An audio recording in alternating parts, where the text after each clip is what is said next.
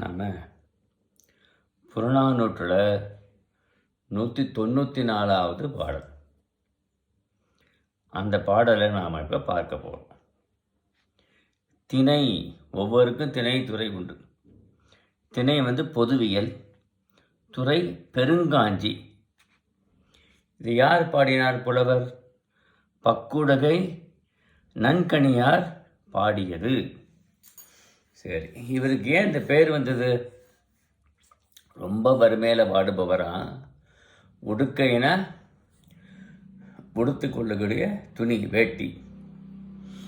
ரொம்ப வறுமையில் பாடுவதனால 2 தான் நம்ம அணிந்து கொள்ளணும், வேட்டியும் துண்டும் அணிந்து கொள்வது வழக்கம். இவர்கிட்ட 2 அணிந்து கொள்வதற்கு துணி இல்லாதனால அந்த வேட்டியே ஒரு பகுதியை கழித்து மேலையும் கீழே அணிந்து கொண்டார். அவ்வளோ வறுமையில் இருந்தாராம். அதனால தான் அவருக்கு அப்படி பெயர் ஏற்பட்டது. இவருடைய வறுமையை சிறப்பு தான் இவருக்கு பெயரே பக்குடுகை என்று பெயர் வைத்து விட்டார்கள். நன்கணி என்பது இவருடைய இயற்பெயராக இருக்கிறது. இவர் காலத்தில் நாட்டில் வாழ்ந்த வேந்தர்கட்கும் ஏனை செல்வர்கட்கும் உலக வாழ்வில் பெரு விருப்பம் தோன்றி, மெய்வெளி விடையார்க்கே இவ்வுலகம் உரியது. அப்படின்னா வலிமையுடையவர்கள் தான் இந்த உலகம், மற்றவர்களுக்கு கிடையாது. உலகத்தில் பிறந்தார் அனைவருக்கும் பொது என்பது பொருந்தாது. உலகம் உலகத்தில் இருக்கிற துய்ப்பதற்கு உலகத்தில் இருப்பது அனைவருக்கும் தான் பொது என்று என்ன நிலை இல்லையா என்று ஒரு கூற்று. வலியை கெடாது பேணிக் கொள்வதற்கு செல்வம் இன்றமையாது வேலைப்படும். வலியை வெட்டுறது போருமா, செல்வம் வேணும்.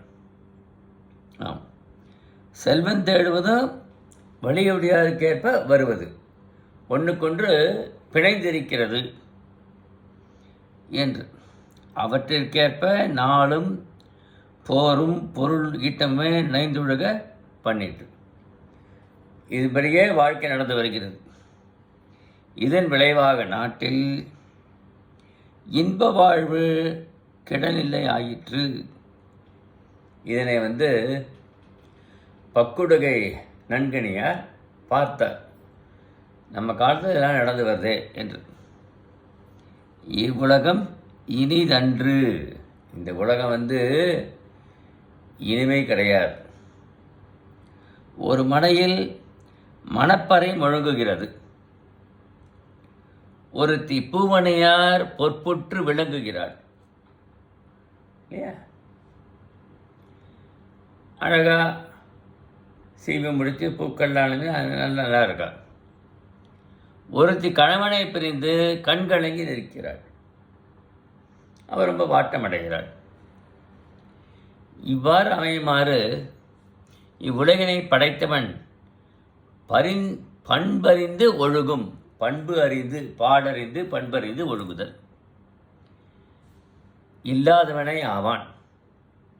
இவ்வுலகின் தன்மையை அறிந்தவன் இதனிடையே கிடந்து உடல வேண்டும் என்பது இதனை சிறந்த இன்ப உலகத்து இன்ப வாழ்வு காண்டலை வேண்டியவன் ஆவான் என்று இப்பாட்டில் இச்செய்தியை வற்புறுத்துகிறார். அதை நாம் பார்ப்போம்.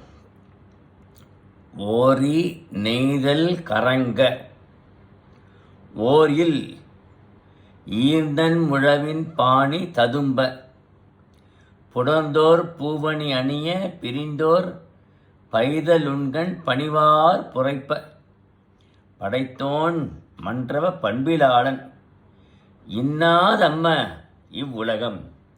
இன்னாது அம்ம இவ்வுலகம் இனிய காண்கின் இதன் இயல்புணர்ந்தோரே என்று இது பாடல்.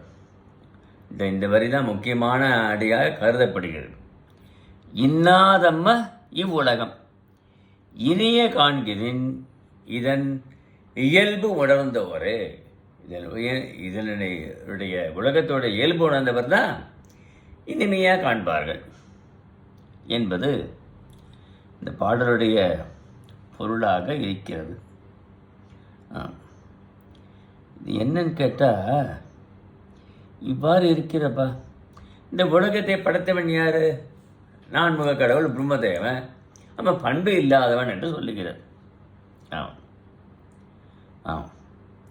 கொடிது உலகம். இவ்வுலகமே கொடிது. இன்னாத கொடிது. உலகினது இயற்கையே கொடுமையாக இருக்கு. ஆக உலகினது தன்மை அறிந்தோர் வீட்டு இன்பத்தை தரும். வீட்டின்பம்னா மோட்ச சாம்ராஜ்யத்தை நல்ல செய்திகளை அறிந்து செய்து கொள்ள வேண்டும். அதற்குரிய வழிமுறைகளை நாம் ஆராய்ந்து போக வேண்டுமே தவிர இவ்வுலக வாழ்க்கையிலே உழன்று சுழலக்கூடாது என்பது இந்த பாடலுடைய பொருளாக நாம் பார்க்கிறோம். ஒரு மனையின் கண்ணே சாக்காட்டு பறை ஒலிக்கிறது. அந்த ஊரில் இதெல்லாம் தான் புலவர் பார்க்கிறார். சாவுனாங்க அங்கே பறை ஒலிக்கிறது, சாப்பறை ஒலிக்கிறது. அதான் நெய்தல் அப்படின்னு சொல்கிறார் இந்த ஆசிரியர். ஒரு மனையனே மனத்திற்கு கொட்டும் முழுமையினது ஓசை கேட்கிறது. திருமணம் நடக்கிறது, அதற்குள்ள ஓசையானது கேட்கிறது.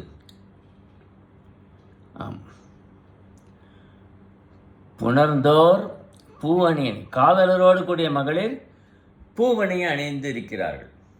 காதலர்களோடு கணவனோடு இருக்கிற மகளிர் பூவணி அணிந்து நன்கு சிறந்து இருக்கிறார்கள்.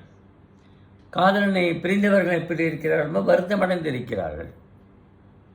இல்லையா? இப்பரிசு ஒத்து வரவே இல்லையே.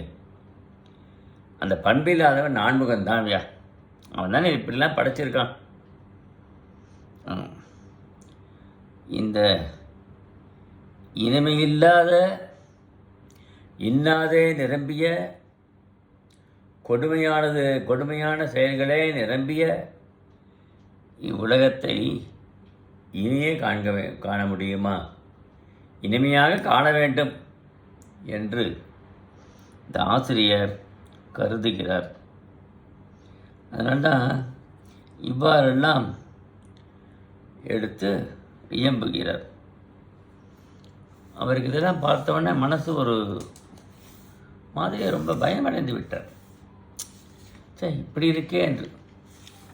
அதுக்காக இப்படிலாம் கூட்டுகிறார்.